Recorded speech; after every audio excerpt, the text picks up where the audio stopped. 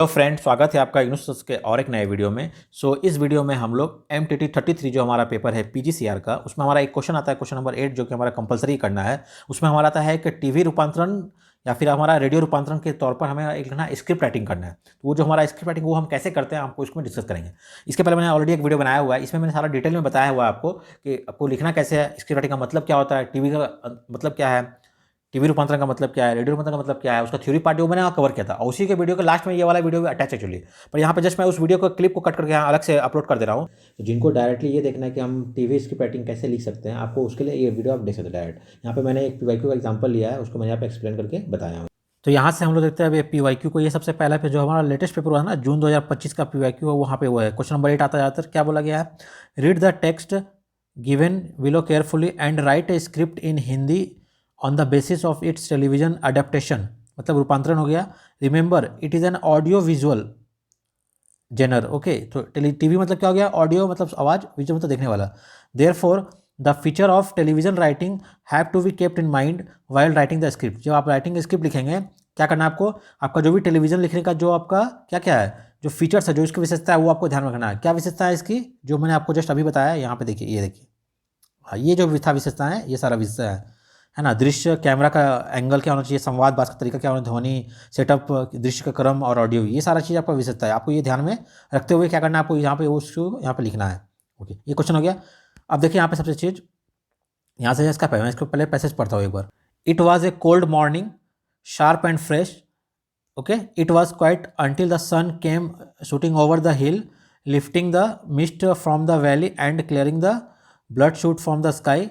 The ground was wet and dew. अब यहाँ पे देखिए क्या करना है आपको, इसको पढ़ेंगे क्योंकि आपको ये दिया हुआ है पैसेज इंग्लिश में, आपको लिखना है हिंदी में। मतलब एक तरह से अनुवाद तो करना ही पड़ेगा, और अनुवाद आपको लिखना है, आपको अपने माइंड में करना है। तो आपको यहाँ पे जैसे लाइन पढ़ना ऐसे करके, जिसका जो मीनिंग है, मान लीजिए जैसे मॉर्निंग क्या हो गया, सुबह हो गया, कोल्ड में ठंडा हो गया, शार्प में तेज धारदार, फ्रेश में ताजगी वाला, क्वाइट में छोड़ना, अंटिल सन के मतलब सूट का आना, शूटिंग ओवर द हिल मतलब सर के ऊपर आके आना, वो चीज़ बोलते हैं ना। यहाँ पे शूटिंग ओवर द हिल मतलब ये नहीं कि शूट करना, जैसे बोलते हैं कि सर के ऊपर सन आ गया, उस सेंस में बोला गया है। फिर लिफ्टिंग द मिस्ट, वो जो था कुहासा उसको हटा देना, वो valley and the clearing the blood shoot from the sky, आकाश को साफ कर देना। The ground was wet and dew, जो हमारा ग्राउंड मतलब जमीन, जो धरातल है, वो क्या था हमारा, वेट मतलब गीला था, और ड्यू था, वो पड़ा हुआ था। तो आपको क्या करना है, हल करके एक एक वर्ड का ना मीनिंग अब मैंने सोचना कि इसका मीनिंग क्या होने वाला है वर्ड का, पहले ये करना है। ये हो गया। दूसरा, फिर आपको पूरा स्टोरी को पढ़ते रहना साथ में ही। On the ground a broad stretch of the grass land, Ranveer पहला नाम मिला है, एक आदमी का नाम हो गया, ये हमारा क्या कैरेक्टर है, आपको इसे अंडरलाइन करना है, ये हमारा कैरेक्टर हो गया, पात्र हो गया।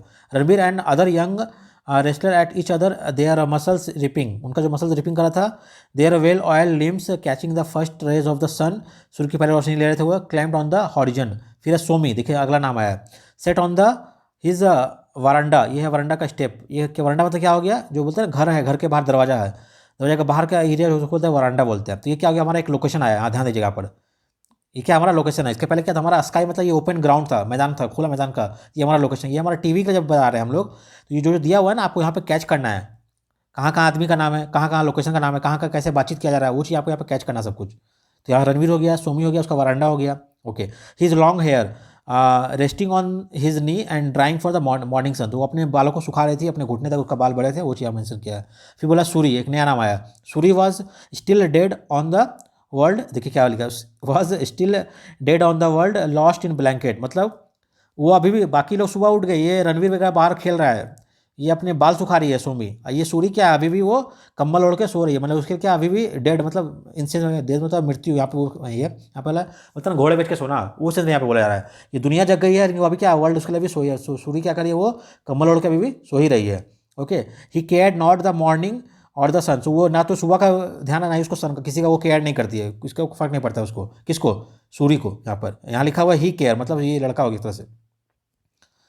ठीक है, ये लाइन हो गया। अगला नेक्स्ट बोला है, यहाँ पे नेक और नाम है रूसी, Rusty stood at the gate until his guardian was comfortably seated behind the wheel of the car, car के पीछे वो ना बैठ गई, and did not move until it has disappeared round and bent for the road. यहाँ पे एक नया नाम आया, ये क्या करिए, यहाँ पे खड़ी है अपने गार्जियन के साथ में, वहाँ पे उसका गेट पास खड़ी है, जब तक कि गार्जियन उसके सही से गाड़ी में कार में बैठ नहीं जा रहे हैं, वहाँ पे वो चीज़ बोला गया।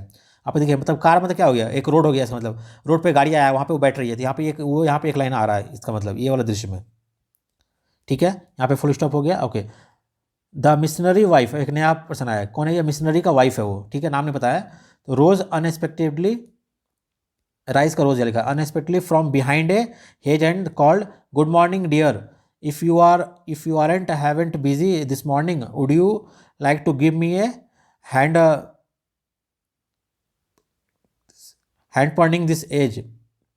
The missionary wife fond of putting Rusi no work in her garden.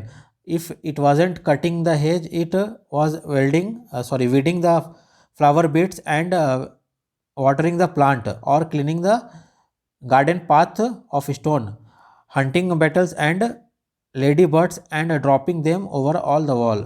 यहाँ पे क्या बोला रहा है लास्ट लाइन में ना पैराग्राफ में, जो मिशनरी का वाइफ है वो बोली या तो कुछ काम करिए, अगर कुछ काम नहीं भी करेगी ना मान लो तो क्या करेगी, if it wasn't cutting the hedge, अगर वो अपना झाड़ी वगैरह नहीं काट रही होगी, मान लीजिए जो गार्डनिंग का कर रही है वो, was not waiting the flower beats, वो फ्लावर को ना तोड़ रही होगी मान लीजिए, तो वाटरिंग पौधे को पानी दे रही होगी, या तो कुछ ना कुछ काम कर रही है, यहाँ पे उसने बोला जा रहा है। अब एक चीज़ यहाँ पे ध्यान दीजिएगा, कुछ कुछ लाइन का मीनिंग मुझे भी खुद नहीं पता चल रहा है, तो अगर आपको पता नहीं है मान लीजिए तो उसको वहाँ बस वैसे लिख दिया, फिर उसको स्किप कर दीजिए, उस लाइन का कोई मतलब है वहाँ पे उसको ऐसे देवनागरी या रोमन में आप लिख दीजिए उस चीज़ को वहाँ पर। ये हो गया आपको स्टोरी पढ़ा आपने, जितने सारे कैरेक्टर थे उसको मैंने अंडरलाइन किया यहाँ पर। अब क्या करना है ना आपको, जहाँ जहाँ फुल स्टॉप दिया ना आपको एक एक लाइन पकड़ना, वहीं से आपको एक सीन, मतलब आप ये तो एक नॉर्मल स्टोरी लिखा हुआ है मान लीजिए, अगर इसी चीज़ को मैं बोला आपको कि मुझे इसको एज ए नाटक के फॉर्म में मुझे सामने दिखाओ करते हुए, जो है कि एक लड़की बैठी है वो अपना चूल झुका रही है, उसका नाम यहाँ पे रूमी दिया हुआ है, एक लड़की यहाँ गेट पे खड़ी है वो दिख रही है, उसका जो गार्जियन है पेरेंट्स है वो गाड़ी में बैठ रहे ठीक से कि नहीं तब मैं अंदर जाऊँगी, तो ये सब तो एक एक्टिंग हो गया ना तरह से। तो ये आप अगर इसको मान ली विजुलाइज कीजिए कि जब मुझे इसके ऊपर एक मूवी बनाना है या एक ड्रामा बनाना है ताकि लोगों को दिखाना है नाटक के तौर पर स्टेज के ऊपर में, तो मैं कैसे दिखाऊंगी, है ना। कार का सीन होगा मान ली तो आसपास रोड होंगे तो वो जहाँ पे खड़ी है गेट पे वहाँ कहाँ पे खड़ी है, क्या वो मेन रोड होगा या घर के बाहर का रोड होगा, आपको वो इमेजिन करना है अपने माइंड में। जहाँ पे वो अपने चूल झुका रही है, मान गार्डन में बच्चे खेल रहे हैं, उसके घर के बगल में वो वहाँ बैठी हुई है, एक घर में सोई हुई ब्लैंकेट लगा कर, मतलब क्या पर्दे घर के ढके हुए होंगे, घर पूरा डार्क अंधेरा होगा, घर के अंदर सूर्य की रोशनी आ नहीं रही होगी, तभी तो वो सो रही है ना, दिन के 10-11 बज गया, तो ऐसा आप इमेजिन कर लो अपने मन से। जब तक आप इसको पढ़ के, ये पूरा पढ़ के अंडरलाइन किया आपने कौन का कैरेक्टर है, क्या क्या बोला है, पूरा समझ में नहीं आएगा मानते हो मान लीजिए, कम से कम 50 से लेकर 60% तो समझ में आ जाएगा ना आपको स्टोरी, ये बोलना क्या चाह रहा है। ये एक नॉर्मल सा स्टोरी दिया है, जस्ट कुछ कुछ अपना डिफरेंट एक्ट है, 3-4 लोग का ऐड करके आपस में दिया, मैंने एक यहाँ से यहाँ एक दिया है, यहाँ से यहाँ दूसरा दिया हुआ है, यहाँ से तीसरा दिया, चौथा दिया, यहाँ उन्होंने 2-3-4 भागों में डिवाइड किया। पर आप क्या कीजिए ना, इस 4 को और ब्रेक कर लीजिए, 4 को आप 8 कर लीजिए, इस पहले वाले को यहाँ से यहाँ जहाँ फुल स्टॉप दिया है आप वहीं तक इमेज, अगर ये लाइन में कनेक्टिविटी दिख रही है तब यहाँ से यहाँ एक लाइन लीजिए, अगर वहाँ कोई कनेक्टिविटी नहीं दिख रही है आप उसको अलग कर दीजिए, कोई दिक्कत नहीं है। इसको आप एज ए वन एक्ट लीजिए, मतलब एक पता ना एक दृश्य 1 शॉट 1, ये वाला शॉट में हम ये दिखाएंगे, फिर शॉट टू में हम दिखाएंगे हाँ वो वहाँ बाल सुखा रही है, शॉट 3 में दिखाएंगे वो रणवीर वहाँ खेल रहा है ग्राउंड पे, शॉट 4 में ये, तो वो हमारा शॉट मतलब दृश्य हो गया, दृश्य 1 दृश्य 2 दृश्य 3, आपको उस फॉर्म में इमेजिन करके आपको इसको प्ले करना है। तो आप क्या कीजिए, एक बार पूरा स्टोरी को पढ़िए, यहाँ से यहाँ सबको अंडरलाइन कीजिए, एक ओवरऑल आइडिया आपको मिल गया स्टोरी क्या है बस। अब फिर क्या कीजिए, आप एक लाइन को पढ़िए, इसको आप दिखाइए कि कैसे लिखेंगे। आप देखिए मैं दिखाता हूँ आगे, ये पहला पार्ट हो गया। अब ये इसका है फॉर्मेट, कैसे लिखेंगे हम लोग, तो ये हमारा टेलीविजन स्क्रिप्ट हो गया मान लीजिए, तो पहले हम देंगे टाइटल शीर्षक। अब इस पूरे कहानी को पढ़ के आपको एक आइडिया आया वो शीर्षक इसका टाइटल क्या हो सकता है, आपको जो इमेजिन आ रहा है टाइटल दे दीजिए, यहाँ पे शीर्षक दे दीजिए। यहाँ पे लिखा उन्हें सुबह की पहली किरण, क्योंकि यहाँ पे हर एक्टिविटी जो दिखाया गया है वो मॉर्निंग का दिखाया है, कि कोई सुबह के टाइम पे बच्चे यहाँ पे खेल रहे हैं, कोई अपना बाल सुखा रही है, कोई घर पे सोया हुआ है, एक लड़की खड़ी है वो क्या करी है हमारे अपने पेरेंट्स को गाड़ी में बैठने का वेट कर रही है। दूसरा एक है जो उसका जो वाइफ थी, क्या नाम था, एक मिनट रुकिए, जो गार्डनिंग वगैरह का मिशनरी वाइफ जो वो क्या करी है, वो अपने गार्डनिंग में जो है पौधे कटाई कर रही है, पानी डाली, वो सब काम कर रही है। तो सारा क्या हो गया, एक मॉर्निंग का सीन हो गया, उसको उन्होंने हेडिंग दे दिया है सुबह की पहली किरण, एक नाम दे दिया जस्ट जनरल सा नाम, सुबह की पहली किरण में कौन क्या कर रहा है एक्टिविटी, एक काइंड ऑफ एक स्टोरी हो गया वो। ये पहला हो गया शीर्षक का नाम। फिर अगला क्या हो गया, पात्र मतलब कैरेक्टर, कौन कौन सा कैरेक्टर आया, तो ये पहला रणवीर है, सोमी है, सूरी है, रूसी है, मिशनरी की पत्नी है, वाचक है। अब वाचक क्या हो गया ना, इसमें एक कोई और है जो बिहाइंड से सब एक्टिविटी को दिखा रहा है, इसलिए यहाँ पे मैंने उसको वाचक को ऐड किया, जो बताया नरेटर, मतलब इसमें उसका इंपॉर्टेंट उतना नहीं है जितना कि हमारे रेडियो वाले में है, ये टीवी वाले में इंपॉर्टेंट कम है, क्योंकि यहाँ सब अपना डायलॉग खुद ही बोल रहा है एक्चुअली तरह से। तो यहाँ भी एक वाचक है जो बिहाइंड में सबका स्टोरी को बता रहा है, सुबह की किरण है वो खड़ा होकर देख रहा है, हाँ ये कर रहा है, ये बता रहा है कि वहाँ पे ये एक्टिविटी हो रहा है, तो यहाँ पे वो हमारा वाचक हो गया। या इसको हम लोग बोलते हैं वॉइस ओवर, कोई पीछे से आवाज़ दे रहा है, वॉइस दे रहा है, ये भी हम बोल सकते हैं। अब इसको लिखें कैसे, यहाँ पे देखिए वही मैंने दिखाया है। सबसे पहले क्या किया है, पहला लिखा है दृश्य 1, दृश्य 1 का क्या है, पहाड़ी की घाटी भोर का समय, एक हो गया हमारा दृश्य का लोकेशन का टाइमिंग, ठीक है। फिर है वाइट शॉट, वाइट मतलब दूर से शॉट लिया है, क्या लिखा है, धुंध से ढकी घाटी, ठंडी हवा, चारों ओर सन्नाटा, एक एक्स्ट्रा अपने आप से ये ऐड कर दिया। वहाँ पर चूंकि दिखाया था कि सूरज निकल रहा है, मैं एक बार दिखाता हूँ एक बार। ध्वनि क्या हो गया, तो हल्की सी हवा की सरसराहट और दूर पक्षियों की आवाज़। अब ये चीज़ वहाँ लिखा हुआ नहीं है, ये अपने से ऐड कर दिया, आप ये ऐड कर सकते हैं। मॉर्निंग का समय क्या होता है, हम जो सुनते हैं ना चिड़ियों की आवाज़ आ रही है, चहचहाने की आवाज़ आ रही है, हवा बहुत सुहाना लग रहा है, तो ये लाइन अपने से आप यहाँ पे इसको जब पढ़ेंगे, मान लीजिए इस लाइन को आपने पढ़ा यहाँ पर पहला वाला, आप इसको अपने आप से ऐड कर सकते हैं। ये देखिए, it was a cold morning, chill था, सुबह मॉर्निंग था, शार्प एंड फ्रेश सुहाना था। It was quite until a sun came shooting over the hill lifting the mist, मतलब जो फॉग है उसको from the valley, clearing the blood shoot of the sky and ground was wet and dew. इतना लिखा हुआ, पर इसमें कहीं भी देखिए वो पक्षियों की चहचहाने की आवाज़ नहीं थी, यहाँ पर उस लाइन को उसने ऐड कर दिया। तो ये आपका है जो स्क्रिप्ट राइटर है वो कैसे बैकग्राउंड में साउंड को ऐड कर सकता है। तो ये हो गया उसका बैकग्राउंड का साउंड। अगर मान लिया आप दिखाएंगे टीवी में तो ऐसा थोड़ी कि शांत सा माहौल है, कोई बिना कोई आवाज़ का, पीछे आपको आवाज़ तो देना पड़ेगा। तो वहाँ पे कौन सा वॉइस, कौन सा म्यूजिक रहेगा वहाँ पे, तो ये म्यूजिक हो गया हमारा, कोई चिड़िया की आवाज़ दे देंगे हम लोग, हल्की सी हवा की सड़सड़ाहट की आवाज़ दे देंगे हम लोग, वो वॉइस दे देंगे। इसे कैसे समुद्र की लहर की आवाज़ आती है तेजी से, वो दे सकते हैं। वो चीज़ यहाँ पे बोला, वो आपको अपने से ध्वनि में आ जाएगा वो। तो जैसे मैंने बताया आपको, जब आप टीवी के लिए कर रहे हैं तो आपको ध्वनि भी लिखना पड़ेगा, आपका बैकग्राउंड दृश्य क्या वो भी देखना पड़ेगा, कैरेक्टर क्या बोलेगा आपको वो भी लिखना पड़ेगा, ठीक है ना, सबका डायलॉग क्या वो भी लिखना पड़ेगा, आपको वो चीज़ ध्यान रखना है। तो ये हो गया दृश्य वन, जस्ट पहला वाला लाइन का वो लिया मीनिंग कि सुबह का टाइम है, ऐसा ये हो रहा है। फिर क्या, वॉइस ओवर आवाज़, सुबह ठंड थी, तेज ताज़ा खामोश, सूरज अभी पहाड़ियों के पीछे छिपा हुआ था। ये हो गया हमारा पहला वाला दृश्य वन। तो ये क्या हो गया दृश्य वन, ये जो पहला लाइन था ना यहाँ से, इसका उन्होंने दृश्य वन ले लिया। यहाँ से लेकर इट वाज से लेकर hill lifting the valley from the sky, यहाँ तक वो शूटिंग ओवर द हिल, यहाँ तक मान लीजिए मैंने उसके पीछे हिल के पीछे छिपा हुआ था, ये इसको उन्होंने पहला लाइन एज ए दृश्य वन डाल दिया। यहाँ पे देखिए उन्होंने लिखा है दृश्य वन करके, हेडिंग दे दिया पहाड़ी की घाटी, पहला हेडिंग क्या हो जाएगा। तो जब आप देखा वही बोलते हैं ना, यहाँ पे एक शूटिंग, यहाँ पे शॉट वन लेंगे, यहाँ पे अगला शॉट वहाँ लेंगे, अगला शॉट वहाँ लेंगे, तो क्या एक नाम देते हैं कि ये वाला शॉट का नाम ये हो गया। तो यहाँ पे दिया उन्होंने दृश्य वन, मतलब शॉट वन बोल सकते हैं आप इस तरह से। तो पहाड़ी घाटी होगी, भोर का समय होगा, ठीक है। अब यहाँ पे क्या होगा, वाइट शॉट में हम दूर से एंगल कैमरा का, ये कैमरा का एंगल है ना वाइट शॉट, ये कैमरे का एंगल, दूर से कैमरा कैप्चर करेंगे ताकि लार्जर पिक्चर जो हमारा कवर हो सके, लार्जर एरिया। फिर क्या, ध्वनि होनी चाहिए धीमा, वॉइस ओवर, ये हो गया। दूसरा क्या है भैया, सूरज का उगना। अब यह सेकंड लाइन है, उसको सेकंड लाइन को लिया है टाइम प्लान और स्लो पैन। ओके, सूरज पहाड़ियों के पीछे से उभरता है, धुंध धीरे धीरे छटती है, आसमान का लालापन साफ होता है, लालपन साफ होता है। वॉइस ओवर में क्या बोला है, फिर सूरज से जैसे आसमान से गोली की तरह छलांग लगाई और घाटी से धुंध हटने लगी। अब देखिए इसको वो अपना क्रिएटिविटी दिखाया है, जो सेकंड लाइन था ना, तो मतलब यहाँ से यहाँ हो गया आपका दृश्य वन, और जो बच गया उसको यहाँ ले दो, मैंने इस वाले में एक और दो दृश्य यहाँ से उन्होंने निकाल लिया, और दोनों का डिपेंड कर रहा है किसके ऊपर, सन के ऊपर डिपेंड कर रहा है एक्चुअली। यहाँ पे ये हो गया। तीसरा दृश्य बोल दिया है ओस की भीगी मैदान, ठीक है। अब यहाँ पे क्या बोला गया, घास पर चमचमती ओस की बूंदे, ध्वनि कैसे हो गया, हल्की संगीत पृष्ठभूमि। अब ये अपने मन से आप ऐड कर दिया। जब वहाँ पे मान लिया आप घास दिखाते हैं हम लोग, क्या करता है जब कैमरा जब फोकस करता है घास के ऊपर कि यहाँ पे घास पे ओस गिरा हुआ, तो पीछे बैकग्राउंड में एक आवाज़ आती है, कौन सी, मधुर संगीत आवाज़ डालते हैं, तो वहाँ पे लिख दिया उन्होंने ध्वनि क्या होगा, तो हल्की संगीत मधुर पृष्ठभूमि, ये हमारा बैकग्राउंड हो गया। फिर हमारा दृश्य फोर कुश्ती का मैदान, अब वो चौथा हो गया। तो यहाँ पे देखिए क्या किया उन्होंने, पहले वाले लाइन से तीन दृश्य निकाल लिया उन्होंने, एक यहाँ से यहाँ निकाला, दूसरा यहाँ से यहाँ निकाला, तीसरा जो ये लिखा हुआ था the ground was wet and dew, उसको भी एक थर्ड दृश्य दे दिया कि कैमरा का एंगल हम नीचे करेंगे, घास को दिखाएंगे, घास पे ओस गिरा वो दिखाएंगे, और बैकग्राउंड में थोड़ा सा म्यूजिक चला देंगे, वो हमारा हो गया दृश्य थ्री। फिर यहाँ से हो रहा है ground four, ground of battle, मतलब जहाँ पे वो रणवीर और उसके दोस्त खेल रहे थे। देखिए चौथा दृश्य क्या बोल रहा है, उसका नाम दिया उन्होंने कुश्ती का मैदान। दृश्य फोर हो गया कुश्ती का मैदान, उसमें हम लोग क्या करने वाले हैं, तो मिड शॉट और क्लोजअप लेंगे। तो रणवीर और एक अन्य जो है कुश्ती लड़ रहा है। अब क्लोजअप मतलब क्या होता है, जब देखते हैं हम लोग कुश्ती लड़ता है, फाइटिंग वो दिखाते हैं ना, उसका हाथ उसको पैर में फंसा लिया, ऐसे किया, तो वो क्या है, कैमरा बहुत क्लोज ले जाते हैं ताकि उसके चेहरे का गुस्सापन दिखता है हमें। तो यहाँ पे इसलिए लिखा गया उन्होंने मिड मतलब बीच का शॉट लेंगे, और क्या है क्लोजअप मतलब क्लोज शॉट लेंगे, कैमरा के सामने होना चाहिए, ये हो गया कैमरा का पोजीशन। फिर क्या है, रणवीर और एक अन्य युवक कुश्ती लड़ रहे हैं, वो दिखाना है हमको, उसके शरीर पर तेल तेल चमक रहा है और मांसपेशियाँ उभर रही है, मतलब बोलते हैं ना मसल्स जो डेवलप होते हैं, जब कोई टाइट से अगर बॉडी से करता है तो उसका हाथ का जो नस वगैरह टाइट होता है तो मसल्स दिखने लगते हैं। यहाँ पे बोला गया वही मांसपेशियाँ क्या उभर रही है। ध्वनि क्या होगी, तो सांसें की आवाज़, तेज आवाज़ और शरीर के टकराने की आवाज़। जब दो लोग फाइट करते हैं क्या होता है, सांस तेजी से लेते हैं, वो यहाँ पे देखा हार्ट बीट बढ़ जाता है, वो चीज़ यहाँ बोला गया, सांसों की आवाज़ होगी।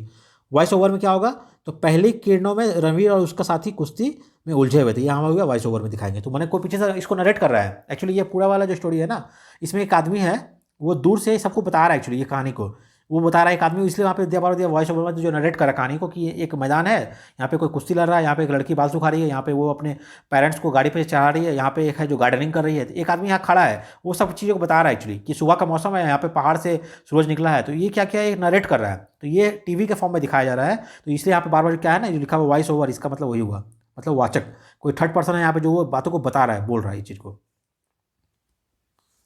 तो इसमें क्या है, जितने सारे कैरेक्टर का नाम दिया हुआ था ना, ये सारे कैरेक्टर खुद से नहीं बोल रहे, रणवीर ये सब खुद से नहीं बोल रहा है, कोई तीसरा आदमी सबको देख रहा है, उसको पता है इस सबका नाम रणवीर है, इसका सोमी, इसका नाम ये है। कैसे एक मोहल्ले में होता है जो एक चीज़ों को नरेट करता है, यहाँ पे इसके लिए वही चीज़ हो रहा है। एक तीसरा आदमी है, वो सबको जानता है इसमें से, वो कौन क्या कर रहा है ना, उसको बोल बोल के बता रहा है, वो चीज़ है और यहाँ से।